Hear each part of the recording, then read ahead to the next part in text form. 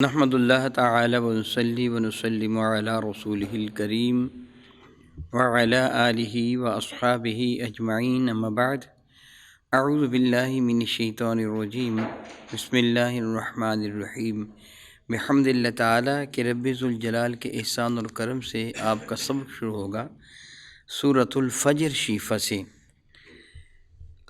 یہ سورہ برکہ مکہ مکرمہ میں نازل ہوئی۔ ترتیب کے اعتبار سے اس کا 99واں نمبر ہے اور نزول کے اعتبار سے 10ویں نمبر پر ہے۔ اس میں ایک رکوع، 29 یا 30 آیات برکہ، 139 کلمات مقصہ، 597 حروف ہیں صاحب خزائن کے مطابق۔ ملاحظہ کیجیے، اعوذ باللہ من الشیطان الرجیم، بسم اللہ الرحمن الرحیم، والفجر ولیال العشر والشفع والوتر واللیل اذا یسر۔ عربی ذوالجلال ارشاد فرماتے والفجر، اور قسم ہے مجھ کو فجر کی، ولیال العشر، اور قسم ہے 10 راتوں کی، والشفع والوتر، اور قسم ہے جفت اور طاق کی، واللیل اذا یسر، اور قسم ہے رات کی کہ جب وہ آسانی کے ساتھ ڈھل جائے، چلی جائے۔ خلاق کائنات جل وعلا نے اس جگہ 4 قسموں کا ذکر فرمایا ہے۔ پہلی قسم فجر کی ہے۔ فجر سے کون سی فجر مراد ہے؟ علماء کرام نے اس سے کئی باتیں مراد لی ہیں۔ کسی نے کہا کہ محرم الحرام کی یکم کی فجر مراد ہے، کسی نے رمضان کی فجر کہا، کسی نے ذی الحجۃ المکرم کی فجر کہا۔ خلاق کائنات جل مجدہ بہت اچھی طرح جانتے ہیں اس فجر سے فجر کیا مراد ہے۔ مطلقاً صبح کی قسم اللہ نے ذکر فرمائی کہ رات کے اندھیرے کو صبح کی سفیدی پھاڑ دیتی ہے۔ فجر کا لفظی معنی پھاڑنا ہوتا ہے، اسی سے لفظ فسق و فجور ہے۔ فن فجرت، وہ پھوٹ نکلے، من حسنۃ عشرۃ عینہ، اس میں سے 12 چشمے۔ فجر کا لفظی معنی پھاڑنا ہوتا ہے۔ میں ضمناً ایک بات کر رہا ہوں، آپ جانتے ہیں کہ میں ایک طبیب ہوں، میرے پاس لوگ دوائی لینے کے لیے آتے ہیں، تو بعض نے اپنے بچیوں کا نام فجر رکھا ہوا ہوتا ہے۔ فجر نام کیا ہے جی؟ فجر۔ فجر کا معنی کیا ہے؟ پھاڑنا۔ اور یہ اچھا نام تو نہیں ہے نا، اس کا معنی تو اچھا نہیں ہے، اس کا لفظی معنی پھاڑنا ہے، تو اس بنا پر فجر نام نہیں رکھنا چاہیے۔ میں کہہ رہا تھا فجر سے کون سی فجر مراد ہے، میرا اللہ بخوبی واقف ہے۔ مطلقاً اللہ تعالی نے فجر کی قسم اٹھائی ہے، ولیال العشر، اور اللہ فرماتا اور قسم ہے 10 راتوں کی۔ ان 10 راتوں سے کون سی راتیں 10 مراد ہیں؟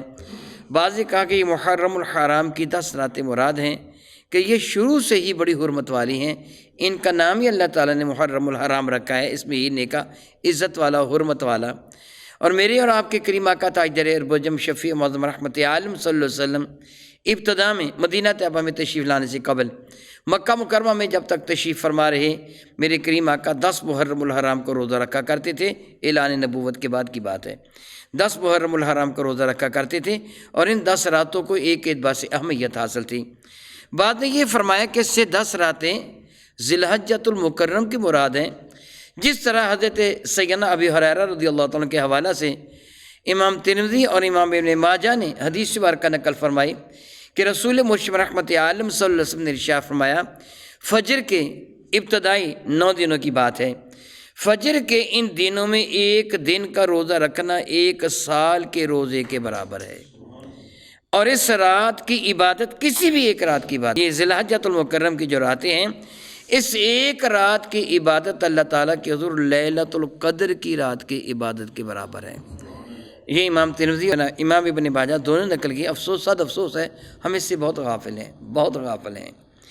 میرے اور آپ کے کریم آقا تاجدار اربجم شفیع معظم رحمت عالم صلی اللہ علیہ وسلم کے ارشاد گرامی قدر کے مطابق ان 10 دنوں میں عبادت کرنا بہت ہی افضل و اعلیٰ عبادت ہے۔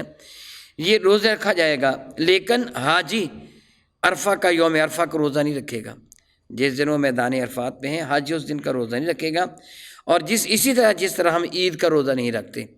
9 ذی الحجۃ المکرم کو یوم عرفہ کہا جاتا ہے، میدان عرفات میں جو حجاج کرام جمع ہوتے ہیں، اور اگلا دن یوم النحر ہوتا ہے، 10 ذی الحجۃ المکرم کا دن یوم النحر ہوتا ہے۔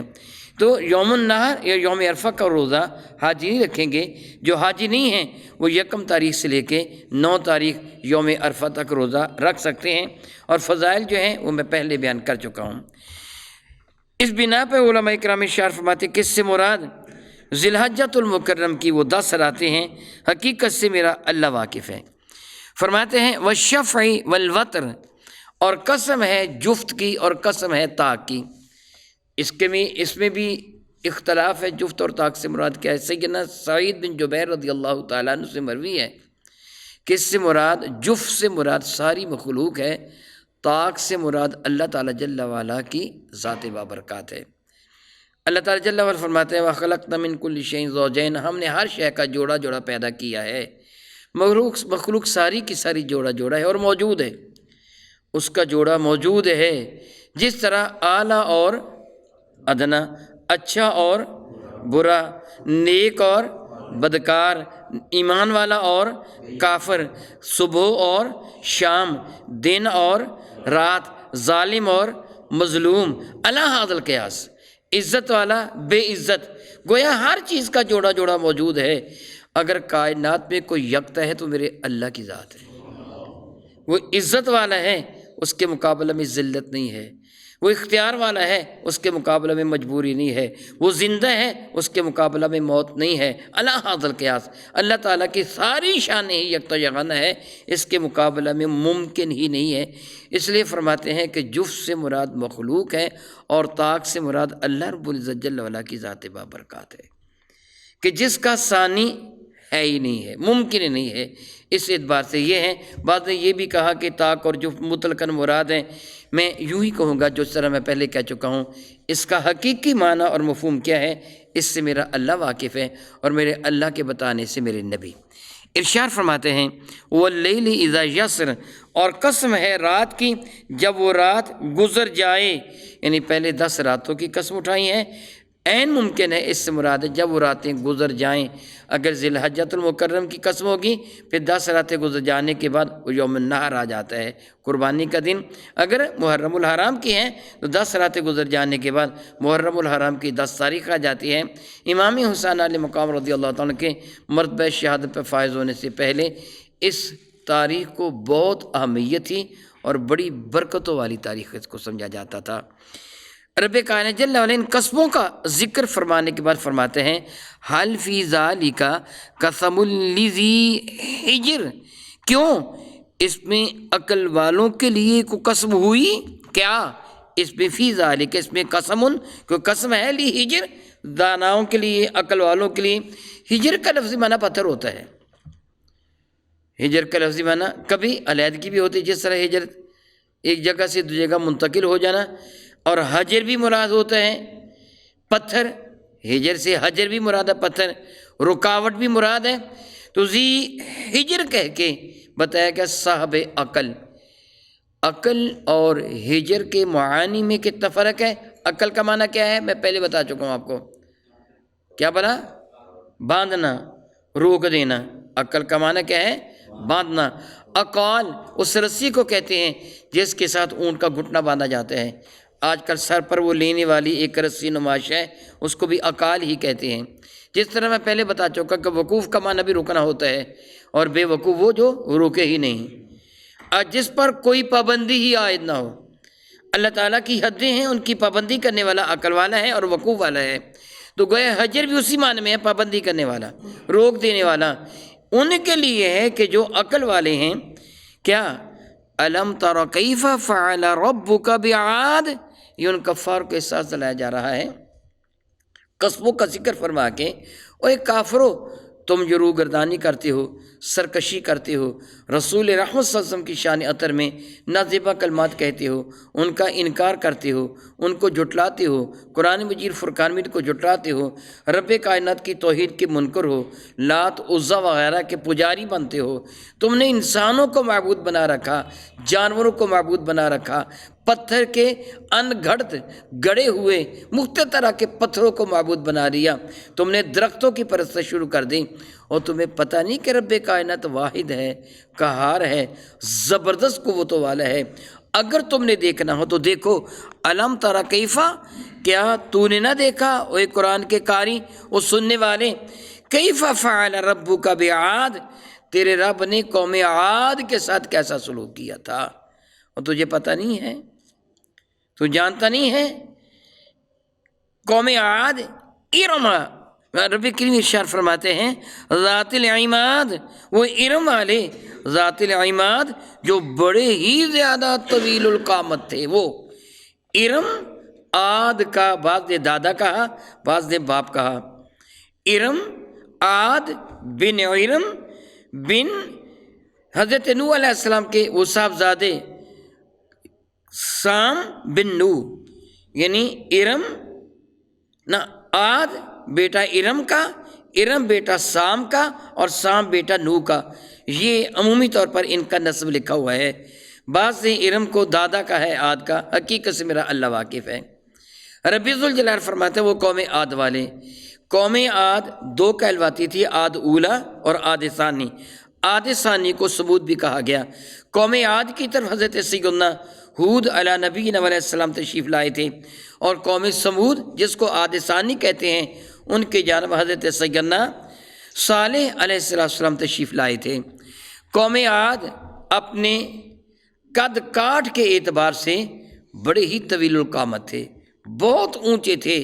بعض نے یہ کہا ہے کہ ان کا پستہ قد جو جس کو آپ بونا یا ٹھگنا کہیں 60 ہاتھ بلند تھا، اور وہ بڑے کاریگر تھے، بہت ہی کاریگر تھے۔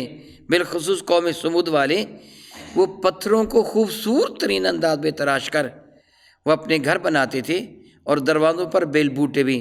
اگر آپ کا جی چاہے تو نیٹ پر آپ سرچ کریں، سعودیہ میں ان کے مکانات آج تک پہاڑوں میں موجود ہیں، اور لوگ وزٹ کے لیے وہاں جاتے ہیں۔ بڑے خوبصورت مکان بنے ہوئے ہیں، ان کے دروازوں پر بیل بوٹے ان کی مہارت کا منہ بولتا ہوا ثبوت ہیں۔ رب کائنات نے ان کو بڑی عقل عطا فرمائی تھی، مگر عقل سلیم نہیں۔ عقل تو دی تھی، جس طرح کافروں کو بڑی عقل دی ہے، بڑی چیزیں وہ ایجاد کرتے ہیں، مگر ان کے پلے عقل سلیم نہیں ہے کہ جس سے وہ اللہ اور اس کے رسول کو پہچان سکیں۔ رب کریم فرماتے ہیں تم جانتے نہیں ہو کہ اللہ تعالیٰ نے قوم عاد کے ساتھ کیا کیا تھا؟ یہ آپ پہلے پڑھ چکے ہیں، پہلے آپ پڑھ چکے ہیں۔ بھلا کیا ہو اللہ تعالیٰ نے کے ساتھ سلوک کیا تھا؟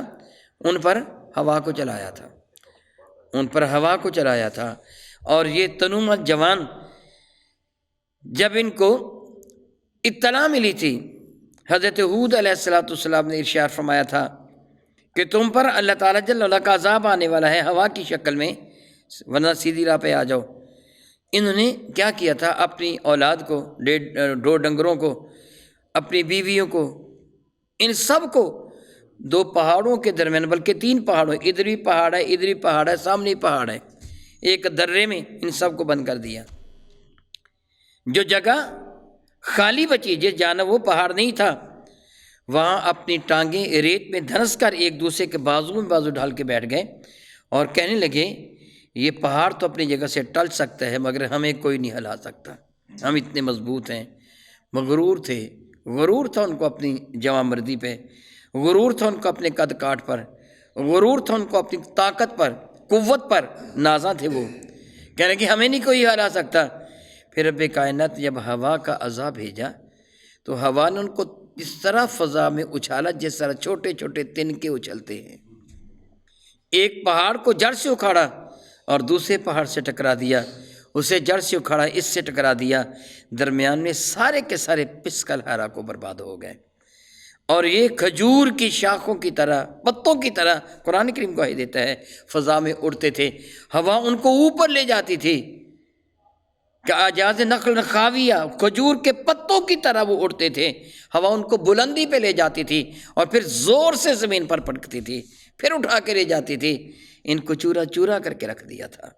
اللہ تعالیٰ فرماتا ہے جانتے ہو وہ اتنے طاقتور لوگ جو تھے ان کو سزا کس سے دی؟ اللہ اکبر، اللہ اکبر، اللہ اکبر۔ میری اور آپ کی زندگی کا انحصار ہوا پر ہے، اللہ نے رکھا ہے۔ اگر میرا یا آپ کا ناک بند کر دیا جائے، یہ مری میں جو لوگ مرے ہیں اسی وجہ سے مرے ہیں نا، اگر میری یا آپ کی ناک بند کر دیجیے، آکسیجن نہ ملے تو تھوڑی دیر کے بعد ہماری موت واقع ہو جائے گی، ہم مر جائیں گے۔ 1-2 منٹ تک بھی کسی کی ناک بند کر دیجیے، ہلاکت ہے، مر جائے گا۔ ہوا ہمیں زندگی دیتی ہے، اس اللہ کی شان بے نیازی دیکھیے، اسی ہوا کو اللہ تعالیٰ نے عذاب بنا دیا تھا، ان کی موت کا سبب یہ ہوا ہی بن گئی تھی۔ اللہ رب العزت جل وعلا ارشاد فرماتے ہیں ارم ذات العماد، جو بڑے بڑے قد کاٹ والے تھے، اور قوم سمود عاد ثانی کو آپ جانتے ہیں، حضرت نوح علیہ السلام، حضرت سیدنا صالح علیہ السلام نے ان کے لیے اللہ تعالیٰ کے حکم سے پتھر سے اونٹی کو پیدا کیا تھا۔ اور آپ سن چکے ہیں کہ جب انہوں نے کیدار نامی بدبخت نے دوسروں کے ساتھ مل کر اس اونٹی کو قتل کیا تو اللہ تعالیٰ نے ان پر چنگھاڑ کا عذاب بھیجا تھا، اور سارے کے سارے وہ ہلاک ہو کے رہ گئے تھے، یوں ہو گئے تھے جس طرح دیا بجھ جاتا ہے، کوئی نام و نشان تک باقی نہیں رہ جاتا۔ رب ذوالجلال فرماتے ہیں وہ ارم والے جو بڑے طویل القامت تھے، جو عماد ستون کو کہا جاتا ہے، جو ستونوں کی طرح لمبے تھے، ارشاد فرماتے ہیں التی لم یخلق مثلها فی البلاد، میرا اللہ جو خالق ہے کائنات کا وہ گواہی دیتا ہے، التی وہ قوم ایسی تھی، لم یخلق وہ نہیں پیدا کیا گیا، مثلها ان کی مثل، فی البلاد شہروں میں، یعنی دوسرے شہروں میں ان کی طرح اتنے زوراور طاقتور اونچے جوان نہیں پیدا کیے گئے۔ اللہ تعالیٰ نے یہ انہی کی خصوصیت رکھی تھی۔ ارشاد فرماتے ہیں وَثَمُودَ الَّذِينَ جَابُوا الصَّخْرَ بِالْوَادِ، وَثَمُودَ الَّذِينَ، وہ سمود والے یعنی عاد ثانی، سمود جس طرح بھی بتا چکا ہوں، بھلا کس پیغمبر کی وہ قوم تھی؟ حضرت صالح علیہ السلام کی۔ وہ پتھر کی نقاشی میں، اس کو گھڑنے میں، نقش و نگار بنانے میں بڑے ماہر تھے یہ عاد والے، یہ بھی عاد والے وہ بھی عاد والے۔ رب کریم ارشاد کرم قدر فرماتے ہیں وَثَمُودَ الَّذِينَ جَابُوا الصَّخْرَ، اور وہ جو قوم سمود جنہوں نے کاٹی تھی پہاڑ کی وہ چٹانیں، بالواد وادی میں، ان کی رہائش گاہیں ہی، اتنے اونچے اونچے مکان تو نہیں بنا سکتے تھے، آپ جانتے ہیں دیوار کتنی اونچی کو بنا لے گا، اور پھر اس کے گر جانے کا اندیشہ ہوگا، انہوں نے پہاڑوں کو تراش کر اپنے لیے گھر بنائے ہوئے تھے۔ اللہ تعالیٰ کو اتنی قوت عطا فرمائی تھی، اتنی طاقت عطا فرمائی تھی۔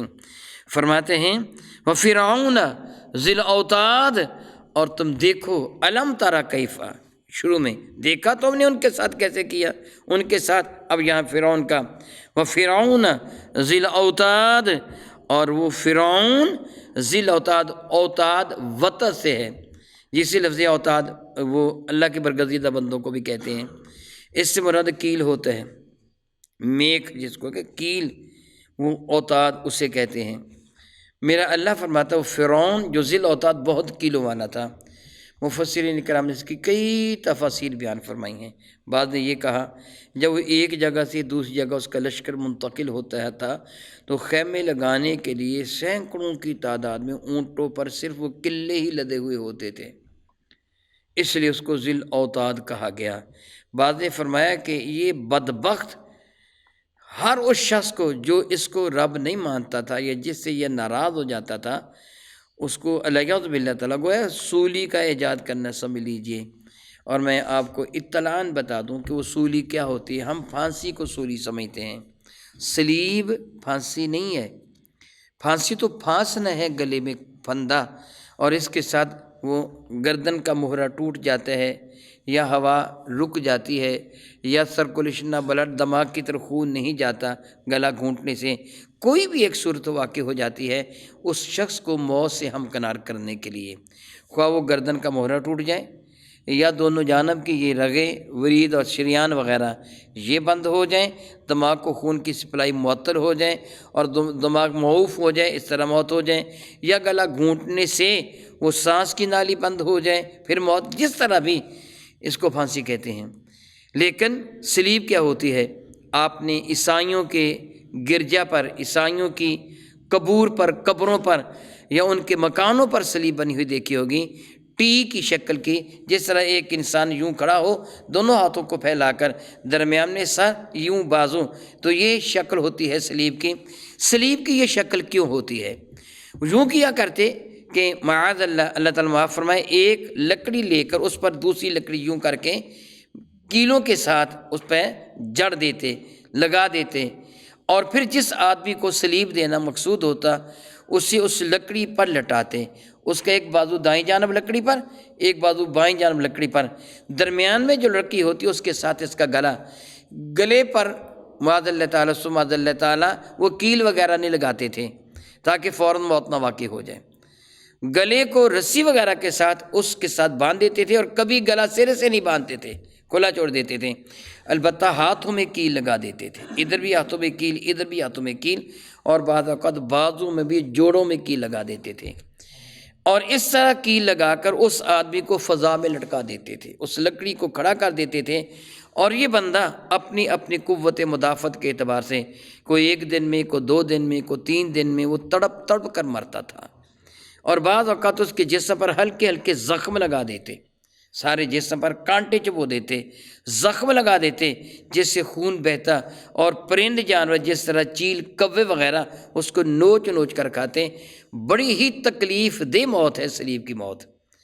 یہ فرعون اس طرح کیا کرتا تھا، اس لیے اس کو کیلوں والا کہا کہ یہ کیل لگایا کرتا تھا ہاتھوں میں، جوڑوں میں۔ اور یہ بھی کہا گیا کہ اللہ کے ایک برگزیدہ بندے جن کا نام حزقیل تھا، اس کو اس نے اسی طرح شہید کیا تھا۔ اور یہ بھی کہتے ہیں کہ اس کی ایک بیٹی تھی، اور بیٹی کی مشاطہ یعنی کنگھی کرنے والی نوکرانی، ایک دن کا ذکر ہے کہ اس کے ہاتھ سے کنگھی چھوٹ کے گر گئی، اس نے کہا ہلاک ہو جو اللہ کا شریک ہے، اس کی زبان سے یہ نکل گیا، اور وہ صاحب ایمان تھی۔ کہا جاتا ہے کہ 100 سال یا اس سے زیادہ عرصہ سے اس نے اپنے ایمان کو چھپایا ہوا تھا۔ فرعون نے کئی 100 سال تک حکومت کی ہے، بعد نے 800 سال تک کیا، بعد نے 400 سال، حقیقت سے میرا اللہ واقف ہے۔ تو اس مشاطہ کو اس لڑکی نے کہا کون ہے رب؟ اس نے کہا رب اللہ وحدہ لا شریک ہے، اس کی زبان سے نکل گیا۔ اس لڑکی نے جا کے اپنے باپ فرعون کو بتا دیا، فرعون نے اس عورت کو بہت سزائیں دیں، حتیٰ کہ اس کی انگلیوں، ہاتھوں میں، ہر جوڑ میں اس نے کیل لگا کے دھوپ پہ پھینک دیا، اور اس طرح اس کو مرتبہ شہادت پہ اللہ تعالیٰ نے فائز کیا۔ اور اس عورت کے ایمان کا یہ انداز، اس نے کہا کہ اگر 1000 مرتبہ مجھے زندگی ملے، ہر مرتبہ تو اسی طرح مجھے شہید کر دے، میں پھر بھی اپنے رب کا انکار نہیں کروں گی۔ یہ بھی کہا گیا کہ فرعون کی بیوی آسیہ بنت مزاحم بہت خوبصورت تھیں، فرعون نے ان کے ساتھ شادی کی تھی، اور حضرت سیدہ موسیٰ کلیم اللہ جب ان کی والدہ محترمہ نے ان کو نہر میں ڈالا تھا، دریا میں ڈالا تھا، تو دریا سے نہر میں ہوتے ہوئے باغ میں جو تشریف لائے تھے حضرت موسیٰ کلیم اللہ، یعنی ان کا صندوق، تو یہ آسیہ بنت مزاحم ہی تھی کہ جنہوں نے فرعون کو مشورہ دیا تھا کہ اس بچے کو ہم پال لیتے ہیں۔ اور حضرت سیدنا موسیٰ کلیم اللہ کا معجزہ دے کر، بھلا حضرت سیدنا موسیٰ کلیم اللہ کا آپ جانتے ہیں نا معجزات کو، وہ ید بیضا، وہ اژدہا بن جانا، اور لاٹھیوں کا، رسیوں کا، اژدہا کا نگل لینا، اژدہا نے لاٹھی رسیوں کو نگل لیا تھا، تو فرعون تو ایمان نہیں لے کے آیا تھا، فرعون کی بیوی حضرت آسیہ ایمان لے آئی تھی۔ فرعون نے ان کے ساتھ بھی یہی سلوک کیا تھا کہ ان کے بھی زمین پر لٹا کر ان کے ہر جوڑ میں کی لگا کے دھوپ میں پھینک کر ان کے اوپر پتھر رکھ دیا تھا، اور اللہ تعالیٰ نے ان کو بھی مرتبہ شہادت عطا فرما دیا تھا۔ کوئی بھی ہو اللہ تعالیٰ نے اس کو ذی الاوتاد فرمایا، کیلوں والا۔ میں اس فرعون کو دیکھا ہے، ذی الاوتاد الذین طغوا فی البلاد، یہ وہ لوگ ہیں کہ جنہوں نے اپنے رب کے ساتھ معاذ اللہ تعالیٰ سرکشی کی شہروں میں، فَأَكْثَرُوا فِيهَا الْفَسَادِ، انہوں نے بہت زیادہ فساد پھیلایا، فَصَبَّ عَلَيْهِمْ رَبُّكَ صَوْتَ عذاب، پھر کیا ہوا، تیرے رب نے ان کو عذاب کا ایک کوڑا مار دیا۔ یہ کتنی مار ہے، کس کی مار ہے؟ اللہ کے عذاب کا ایک کوڑا سب کو تباہ کرنے کے لیے کافی، پوری کائنات کو تباہ کرنے کے لیے کافی ہے۔ فَصَبَّ عَلَيْهِمْ، تو برسایا آپ کے پروردگار نے، رب کا، آپ کے رب نے کیا، صوت، کوڑا، عذاب کا ایک کوڑا مارا، اور سب کو بھجا کے رکھ دیا، تباہ و برباد کر کے رکھ دیا۔ یاد رکھو، ان ربک لبالمرصاد، بے شک آپ کا پروردگار ان کو ملاحظہ فرما رہا ہے۔ رصد گاہ ہم اردو میں یہ لفظ استعمال کرتے ہیں جہاں سے ستاروں کو، چاند کو، اجرام فلکی کو دیکھا جاتا ہے دوربینوں سے، اس کو رصد گاہ لفظی معنی ہوتا ہے تاکنا، کسی جگہ کا نشان نہ رکھنا، کیونکہ وہی ایک خاص جگہ کا نشانہ رکھتے ہیں، ٹارگٹ ہوتا ہے ان کا، اس لیے اس کو رصد گاہ کہتے ہیں۔ تو بے شک آپ کا پروردگار یعنی اس کے غضب کے نشانے پر تم ہو، وہ نشانہ کبھی چوکتا نہیں ہے، تمہارے رب سے کوئی بھاگ نہیں سکتا، یوں سمجھو کہ جس طرح اس نے تمہارا نشانہ لے رکھا ہے۔ گویا ترجمہ ہم یوں کریں گے ان ربک لبالمرصاد، بے شک تمہارے رب کی نظر سے کچھ بھی غائب نہیں، وہ ملاحظہ فرما رہا ہے تمہاری کرتوتوں کو۔ اللہ تعالیٰ نے ایک احساس دلایا، میں جو قبل ازیں ایک جملہ کہہ چکا ہوں، اب پھر وہ عرض کر رہا ہوں، آخری نبی کے امتی ہونا بھی اللہ کا احسان ہے۔ ایک تو درجے کے اعتبار سے تو ہے ہی ہے نا، پہلی قوموں کے تجربات سے فائدہ اٹھایا جاتا ہے کہ جب پہلی قوموں نے ایسا کیا تھا تو پھر ان کے ساتھ کیسا سلوک ہوا تھا، ہم نہ ایسا کریں تاکہ کہیں ہمیں بھی ایسے ہی برباد نہ کر دیا جائے۔ وہ سابقہ جو اقوام تھیں ان کا ذکر اللہ تعالیٰ نے قرآن کریم میں بار بار فرمایا، اور پھر آپ خود اندازہ لگا سکتے ہیں کہ اب جو انکار کرے گا اس کی سزا کتنی ہونی چاہیے، کہ جن کے سامنے یہ سارے واقعات بیان کر دیے گئے۔ اس لیے کفار کو سخت ترین سزائیں دی جائیں گی، اور ایمان والوں کو اللہ تعالیٰ اپنے دامن رحمت میں بنا دے گا۔ اللہ رب العزت جل وعلا میرے کریم آقا کے صدقہ سے ہم پر اپنی رحمتوں کا نزول فرمائے۔ او کما قال اللہ تبارک و تعالی واللہ تعالی اعلم باسرار کتابہ۔